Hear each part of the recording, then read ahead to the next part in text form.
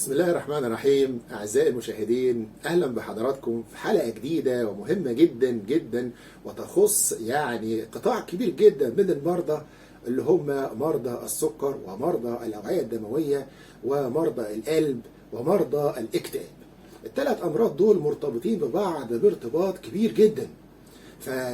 مرض السكر، معظم الوفيات اللي بتحصل من مرض السكر، المرض المزمن الفظيع ده، ما بتبقاش من مرض السكر، بتبقى من امراض في القلب. مريض السكر بيرتفع عنده الكوليسترول، بيجي له ضغط، بيجي له لا قدر الله جلطات وضيق في الشريان التاجي، وجلطات في القلب وجلطات في المخ. امراض كتيره جدا بتصيب مريض السكر. البحث اللي معانا النهارده بيتعرض للحكايه دي. مرضى السكر كمان بيجي لهم اكتئاب.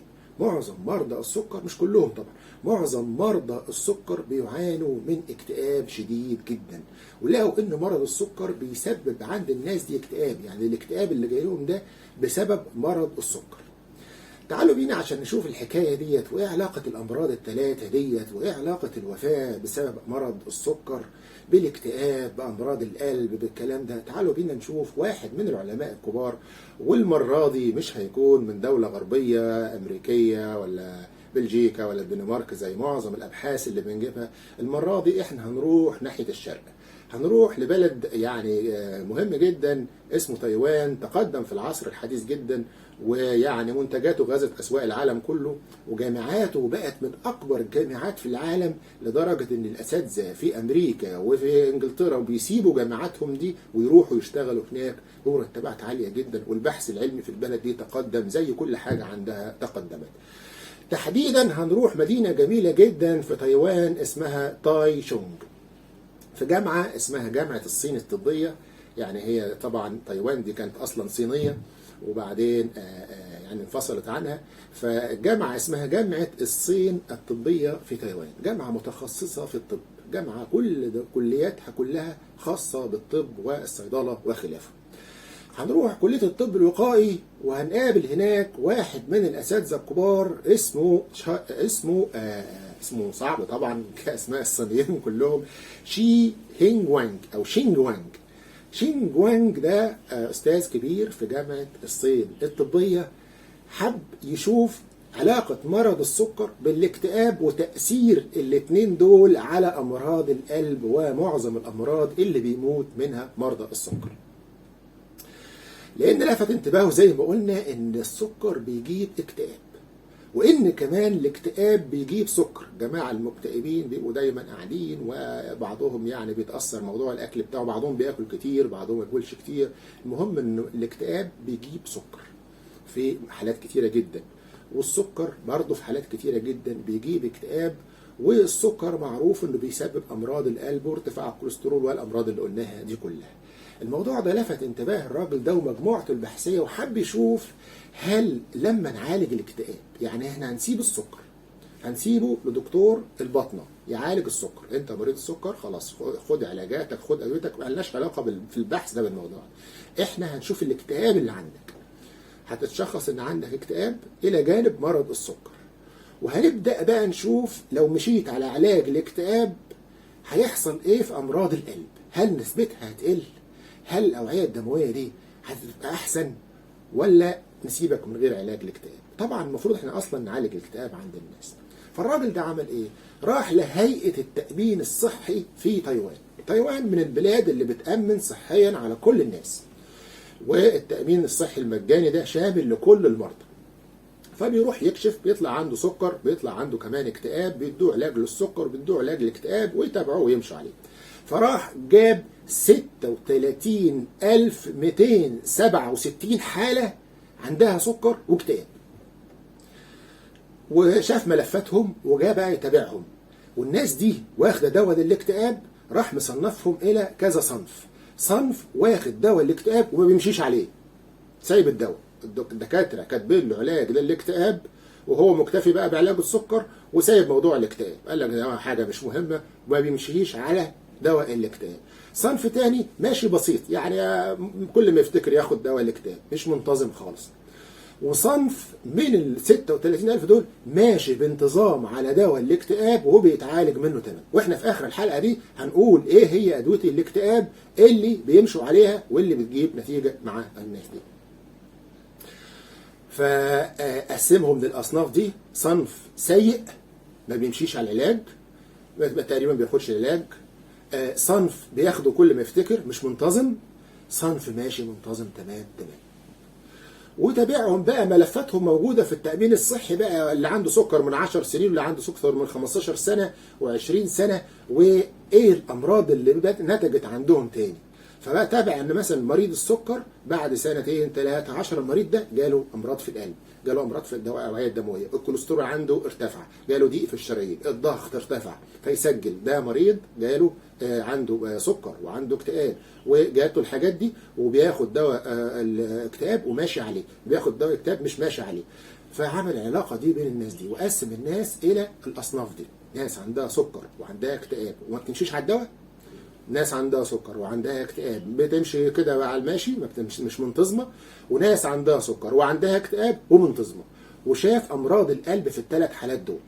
كانت ايه النتيجه بقى؟ النتيجه المروعه المهمه جدا ان لقى ان المجموعه اللي عندها سكر وعندها اكتئاب وماشيه على علاج الاكتئاب بانتظام، نسبة حدوث أمراض القلب والأوعية الدموية عندهم أقل بنسبة 100% من غيرهم، من المجموعتين اللي ما بياخدوش واللي ماشيين كده ايه اي كلام.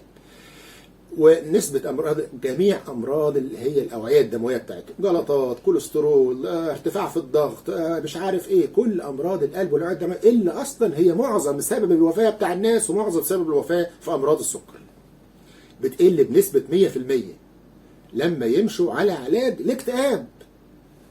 يعني ما فيش علاقة، دواء الاكتئاب ده دواء أصلا يعني بيعالج الحالة النفسية للمريض، لا بيقلل سكر ولا له علاقة بالبنكرياس ولا له علاقة أصلا بالقلب، ما بيقللش كوليسترول كمان ولا بيوسع أوعية دموية ولا بيعمل حاجة خالص، ملوش علاقة غير بالحالة النفسية للمريض وعلاج الاكتئاب. طب إزاي يقلل حدوث الأمراض بتاعة القلب والأوعية الدموية بنسبة 100%؟ فطبعا يعني ملقاش تفسير للموضوع ده، في حقيقة ولكن ليس لها تفسير. إلا التفسير بيقول لك إيه؟ إن لما بتتحسن الحالة النفسية عند مريض السكر بينشط في الحياة ويبدأ يتحرك ويبدأ يقبل على أخذ الأدوية بتاعته كلها ويبدأ يمشي ويبدأ يمارس رياضة ويبدأ يعني الكلام ده. فممكن يكون هو ده التفسير الوحيد اللي بيؤدي إلى إن مريض السكر يعني تتحسن الأمور عنده وياكل كويس والكلام ده، ياكل حاجات تابع بقى والكلام ده، ويتحسن عنده الحاله الصحيه عموما، ويبدا يتفادى حدوث امراض القلب والامراض كلها اللي بتسبب وفاه مريض السكر. دي الحكايه بتاعت النهارده مع العالم الكبير اللي بيدينا النهارده يعني حاجه يعني مبدعه جدا. اي واحد مريض سكر عنده اكتئاب عنده زهق لازم تاخد دواء للاكتئاب. وانا هقول دلوقتي ايه ادويه الاكتئاب اللي جابت نتيجه جدا مع المرضى. عائلات الدواء، اولا ادويه الاكتئاب كلها جابت نتيجه كويسه، اي دواء اكتئاب تاخده يكتبه لك الدكتور هتمشي عليه جابت نتيجه كويسه. لكن اهم عيله جابت نتيجه كويسه اسمها عيله السيروتونين ابتيك انهبيتور، عيله من ادويه الاكتئاب مشهوره جدا في السوق. اهمها، وانا هقول الاسم العلمي وبعد كده اقول الاسماء التجاريه اللي موجوده في الصيدليات في مصر وموجوده في بعض الصيدليات او في الصيدليات في الدول العربيه. اهم دواء كان بيتاخد اسمه الفلوكسيتين، الفلوكسيتين، وده من اشهر ادويه الاكتئاب ودواء رخيص جدا ويعني ناس كتير قوي بتستعمله. اسمه الفلوكسيتين، ده اسم الماده الفعاله بتاعته، موجود يعني عالميا وفي مصر تحت اسم بروزاك. بروزاك 20 مللي جرام كبسول، 20 مللي جرام تاخد كبسوله واحده في اليوم لمده يعني 6 اشهر او اكتر لغايه ما حاله الاكتئاب تنتهي، واذا رجعت بيعيد تاني العلاج. بروزاك. وموجود باسمه برضه فلوكسيتين كبسول بتنتجه شركه مصريه. وموجود باسمه برضه باسم تاني اسمه فلوزاك بتنتجه كبسول برضه 20 مللي جرام بتنتجه شركه مصريه تانيه. فله اسماء اخرى، ممكن برضه تروح للصيدلي تقول له انا عاوز فلوزاك او فلوكسيتين او بروزاك، تمام. والارخص طبعا الحاجات اللي هي انتاجها مصري وبتجيب نفس المفعول. طيب كمان مريض السكر لو عنده الام في رجليه، وجع ودي مشهوره جدا، الام في رجليه. من ضمن الحاجات اللي بتتاخد مع الادويه بتاعت الالام دي انك تديه دواء اكتئاب، يعني يبقى عنده اكتئاب بس وكمان مصاحب، فبنديه دواء كمان غير بقى الفلوكسيتين، بنديه حاجه اسمها دولوكسيتين، اسم الفعال الماده الفعاله بتاعتها دولوكسيتين. تمام، دولوكسيتين موجود الشركه الام بتاعته اللي بتنتجه اسمها بتسميه اسم كيمبالتا. كيمبالتا، تمام، يعني اسم جميل شويه، كيمبالتا. وكمان بتنتجه بقى شركات مصريه تحت اسم دولوكسبرين. دولوكسبرين، وده في منه سواء كيمبالتا او دولوكسبرين في منه تركيزين، تركيز 30 مللي جرام كبسول وتركيز 60. بتمشي على 30 في الاول وممكن تزود ل 60 مللي جرام، تمشي برضه لمده 6 ل 8 اشهر لغايه ما الاكتئاب يروح. وبيساعد جدا في الام العضلات، هو سعره اغلى من الفلوكسيتين بس بيساعد في الام العضلات ووجع عضلات الجسم اللي دايما بتصاحب مرضى السكر.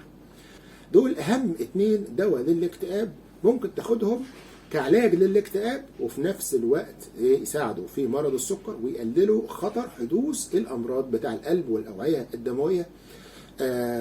ده يعني الكلام بتاع حلقتنا النهارده، وكلام مهم جدا لمرضى السكر، وشفاكم الله من كل سوء ومرض، والى اللقاء في حلقه قادمه، والسلام عليكم ورحمه الله وبركاته.